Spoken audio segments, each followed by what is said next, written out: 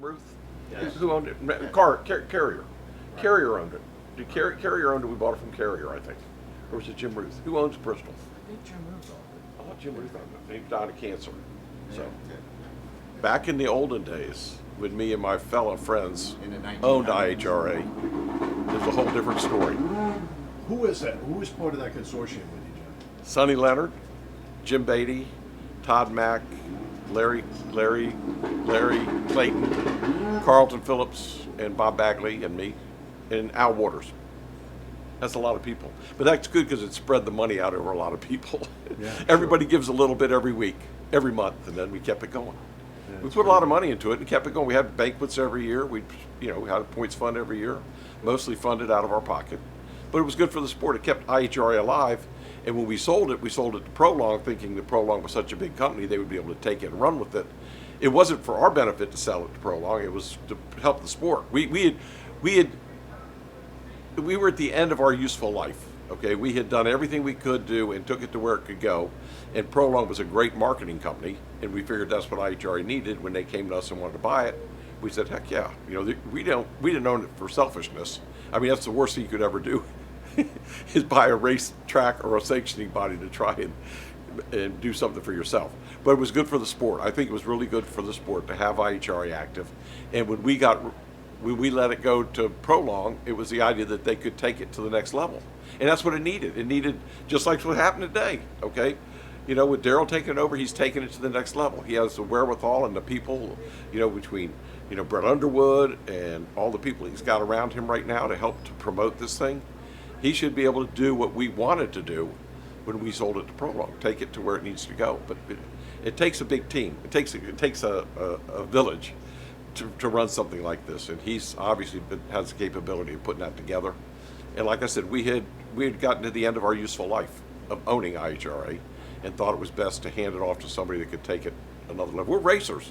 We were businessmen in our other life, and that's how we could support it.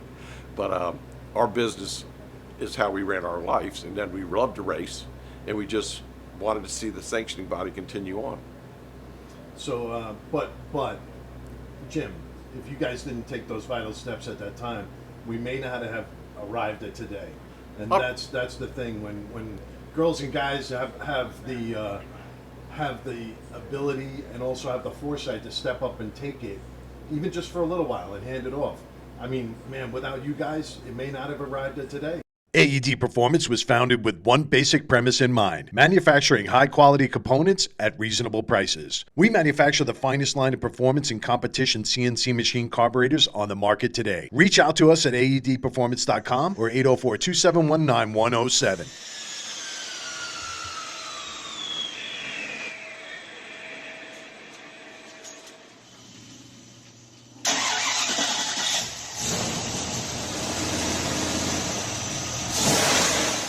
If we can help guys like that, we can help you. Man, it's pretty incredible. We all loved IHRA. We all started in IHRA. We all wanted to be a part of IHRA. I had moved on to NHRA Pro Stock at the time, and I still ran some IHRA stuff when I could run my 500-inch over there. And we loved it. We loved the people. They were great people, great grassroots racers that really loved the sport. And we took it over kind of to carry it to the next level. And I think, they approached Carlton Phillips. He was good friends with the owner. Okay, and he had some health issues, and he came to Carlton and said, "Hey, will you guys take this and run with it?" So Carlton put a group of us together, so we'd have enough money, so we could each contribute, and we would be able to keep it going. And that's what we did. We thought, but nobody had the time of our group. Even though Todd owned a racetrack and was very successful at promoting, he was still promoting his own racetrack. And Carlton was running Marina. I had auto parts stores. Everybody had their own job. Jim Beatty, very successful transmission company, ATI. So everybody was still focused on their own, but we used the money from those enterprises to help move IHRA forward. And then we had Hayne Dominic was with us, and we had a lot of good people that I can recall. I mean, it's been a long time. But we had a lot of good people that were running it, but still sometimes you need the owner to be more involved. And we would go down there for board meetings and such, but it was a lot to put on top of. For me, I was the treasurer, but it was a lot to put on top of trying to run full-time NHRA Pro Stock and trying to run 25 auto parts stores, and then trying to help manage IHRA. IHRA was at the bottom of my list, but when you spread it out over 7 or 8 people, you get some things done. We just felt like it was time for us to move on and let somebody else. I mean, Prolong was the perfect answer. If you knew Prolong back then and what they were doing, they were throwing money at everything to promote, and it would have been a good deal if they could have just remained fluid enough financially. And that's what it takes. You got to be able to have the money to prime the pump to produce the product. Okay, so now we're at today, Jim, and I need your help. Okay, not money. Not. I don't want you to run it. I'm tuning one more card that I know what I'm doing on. So, but I need you to ask Dwayne Rice, about his top qualifier position, and then dig a little deeper because Montecalvo's carburetors are on there, and then there's going to be a deal. So, are you going to broker the deal to get the carburetor sale done, or am I going to catch a fee, to get that deal done? What are you doing? I'm trying to find a hammer so I go over there and beat them up so nobody gets to run. That's the plan for me, okay? But I mean, that's like hiring your own assassin. Take your good carburetors and give it to somebody else to run. But I think that's the beauty of IHRA. Everybody wants to help each other as much as they can, and that's where I got involved way back when I did 30 years ago, and that's where we're at today. I mean, it's more of a help your partner thing. Whereas we're all competitive, but we know. A hundredth of a second, you make it up on the start line. You race each other. Who makes the right call?